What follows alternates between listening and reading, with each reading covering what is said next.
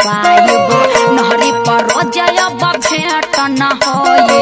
नहरी पर रोजब भेंट न होए जाके दूसर लई के पटाली हो हमर बतिया के दिल में धसाली हो जाके दूसर लई के पटाली हो हमर बतिया के दिल में धसाली हो का करबो हमरो मजबूरी न बा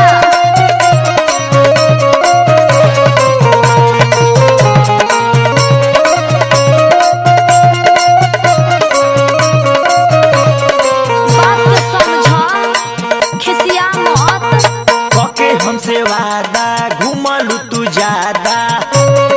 अरे हम का जानत रही हो पियावा के चक्कर में बन जनी सादा ऐसे कहला बोलताड़ो ओके हमसे वादा घूमलू तू ज्यादा पियावा के चक्कर में बन जनी सादा खर्चा कइल कुली फेल हो गई पैसेंजर गाड़ी अब मेल हो गई जाके दूसर लईकी पटाई बहो अब तोहरा से दिल ना लगाई बहो जाके दूसर लईकी पटाई बहो अब तोहरा से दिल ना लगाई बहो का करबो माफ कर दिया हमके हम का जानत रही कि ऐसे हो जाई का करे बाबू माई के जबरी बियाह करत रहे हमार तनी को मन नइखे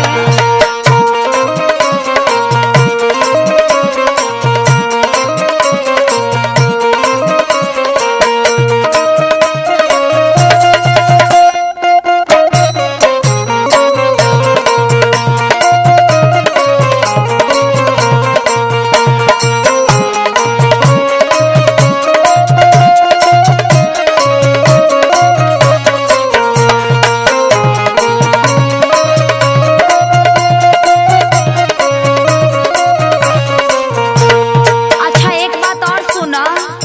का हो जान बोलो दिन भर कॉल कैल अब नाही करी हो जाता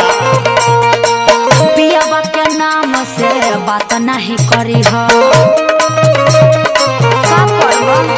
अरे जाए जान हम ना जानत रही कि तू इतना बेवफा निकल जेबू ऐसा कहे बोलत बारो हमार गलती थोड़ी बा अरे खूब बुझता नहीं का बुझता रो सुनो हमार बात हाँ तो सुनावो हाँ तारा जैसा लड़की धोखे बाज नहीं देखनी अच्छा तो हम धोखेबाज हो गइनी एटीएम खाली कइलू रंग बाज नहीं देखनी हाँ तो सुन लो बात के बढ़ावा जन मन के चढ़ावा जन बात के बढ़ावा जन मन के चढ़ावा जन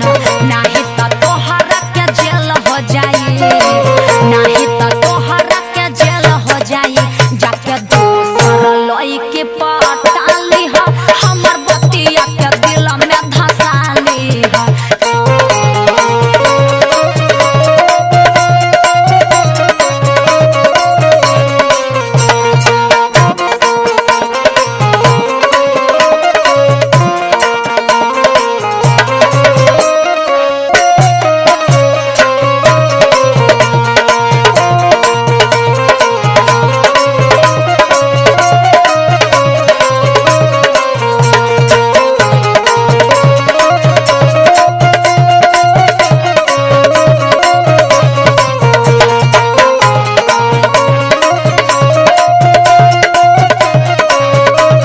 मानू तू तो हमके कंगाल बना के रख देलू हो हम कंगाल बना देनी सुना बोलो जा जान खर्चा करैलू सूरज के पैसा तो